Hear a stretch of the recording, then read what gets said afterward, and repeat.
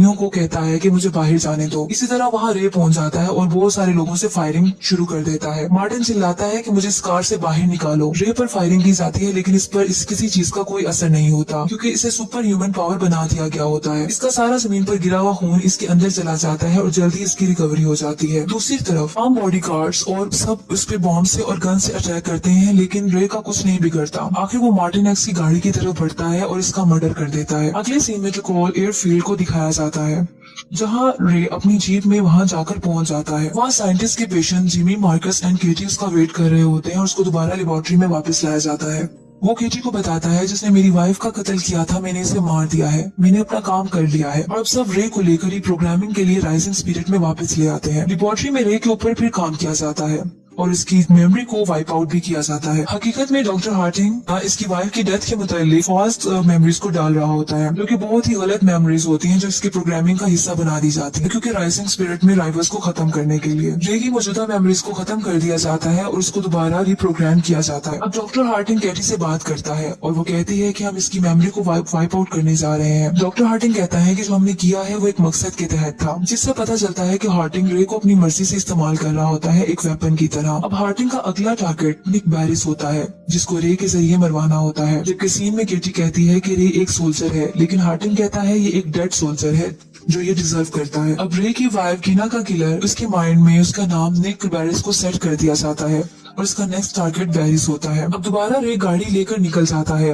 और डॉक्टर हार्टिंग अपनी प्लानिंग के मुताबिक दोबारा अपने वर्ड्स को रिपीट करता है, जैसा कि तुम कहाँ जा रहे हो, हम ये लोग हैं जो तुम्हें जानते हैं। फिर पूछा जाता है तुम किसके पीछे जा रहे हो, लेकिन इस बार बताया जाता है कि निक बैरिस के पीछे जा रहा हूँ। अब रे एयरक्राफ्ट के जरिए ईस्ट सुसेक्स इंग्लैंड में पहुंच जाता है जहाँ बैरिस होता है। बैरिस अपने ऑफिस में काम कर रहा होता है। इसी दौरान इसका प्रोग्रामर विल्किंस एक केस लेकर आता है जिसमें EMP बॉम्ब होता है। इस पर डॉक्टर हार्टिंग अपने कैमरा के थ्रू सब कुछ देख रहा होता है। ये सब पर अटैक करना शुरू कर देता है। थोड़ी देर में रे बैरिस के पास पहुंचता है और कहता है कि तुमने मेरी वाइफ का मर्डर किया है। इस पर बैरिस कहता है ये झूठ है जो तुम नहीं समझ रहे हो। रे जाने के लिए रे उसका मर्डर कर देता है और फिर बाहर चला जाता है और जाकर बेहोश हो जाता है। वो बेहोश हो जाता है तो उसको विगन्स जो उसका प्रोग्रामर था बैरिस का, वो उसको अंदर ले जाता है।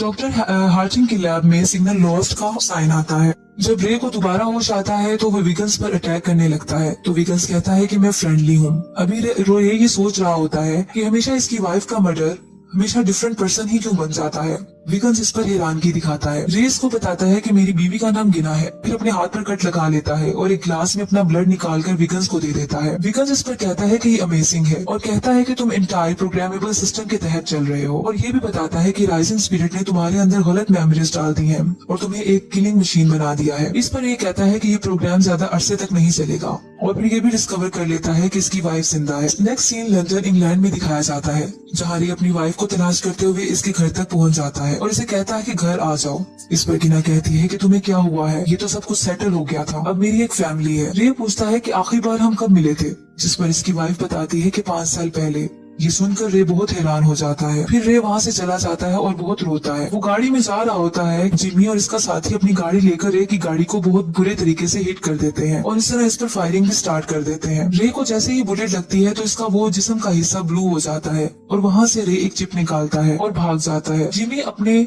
साथी के साथ इसको ट्रैक करने की कोशिश करता है। जैसे ही वो बुलेट्स को हवा में फायर करता है तो वो कैमरास बन जाती हैं, जिससे रे की लोकेशन का पता चल जाता है। रे पर फायरिंग की जाती है लेकिन रे एक पुलिस कार से गन्स को छीनकर फायरिंग स्टार्ट कर देता है। अब जिमी के साथ इसकी फाइट चल रही होती है और ये पब्लिक रोड पर गिर जाते हैं। इसी दौरान एक ट्रक आता है जो कि इन दोनों के ऊपर से गुजर जाता है, जिसमें से रे को कुछ नहीं होता और इसकी रिकवरी हो जाती है, जबकि जिमी की टांगे अलग हो जाती हैं जो कि आर्टिफिशियल होती हैं। थोड़ी देर में जिमी इसकी बैग में एक डिवाइस को स्टैब कर देता है जिससे दोबारा वो रे बेहोश हो जाता है। अब कैची रे के लिए थोड़ा फ्रेंडली बन जाती है, जबकि लैब में जब डॉक्टर हार्टिंग इसको कुछ कमांड्स देता है विगन्स के बारे में तो वो नहीं मानती। इस पर वो उसकी ब्रीथिंग सिस्टम को रोक देता है जिससे कैटी की तबीयत खराब हो जाती है और उसके बाद वो मान जाती है और विगन्स को ढूंढने निकल जाती है। नेक्स्ट सीन में कैटी सोहो लंदन में होती है और वहाँ पहुँच जाती है जहाँ विगन्स होता है। वो स्मोकिंग के लिए विगन्स से लाइटर मांगती है और जैसे ही स्मोकिंग स्टार्ट करती है तो उसका स्मोक विगन्स के अंदर जाता है और वो बेहोश हो जाता है और इस तरह इसके साथियों से इसके बॉडीगार्ड से लड़ाई कर उनको मार देती है। अब रे को जब होश आता है तो डॉक्टर हार्टिंग हार्टिंग के पास होता है। रे कहता है कि तुमने मुझे इस्तेमाल किया और मुझसे कत्ल करवाए।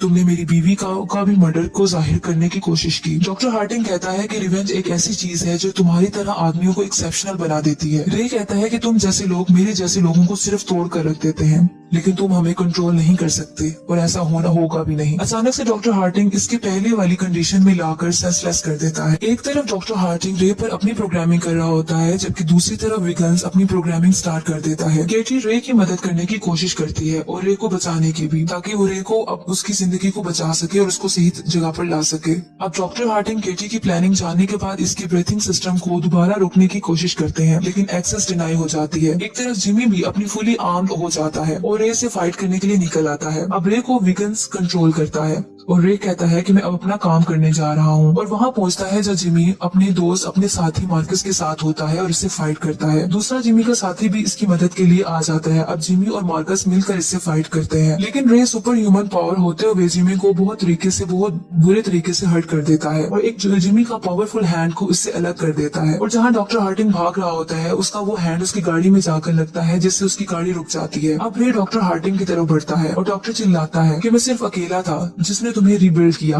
अगर मैं नहीं होऊंगा तो तुम भी सरवाइव नहीं कर सकते। लेकिन रे मुसलसल गुस्से से डॉक्टर की तरफ बढ़ता जाता है। डॉक्टर हार्टिंग अपने वेपन्स को निकालता है और रे पर अटैक कर देता है, लेकिन वो बुलेट रे अपने हाथ से रोक लेता है। कैटी दूसरी तरफ विगन्स के साथ बराबर रे की बॉडी और माइंड को कंट्रोल किए हुए होती है। रे पर अब बहुत सी चेंजिंग्स आती रहती हैं और रे हाथ में पकड़े हुए बॉम्ब को जमीन पर गिरा देता है, जिस पर बहुत बड़ा ब्लास्ट हो जाता है और डॉक्टर हार्टिंग की भी डेथ हो जाती है। नेक्स्ट सीन में जब रे की आंख खुलती है तो वो पूछता है कि मैं कहाँ हूँ, तो विगन्स इसे रिलैक्स बोलता है और पूछता है कि अब तुम कैसा फील कर रहे हो। इसके बाद कैटी बाहर बैठी होती है और वो रे विगन्स को थैंक यू बोलकर कैटी से बाहर मिलने चला जाता है।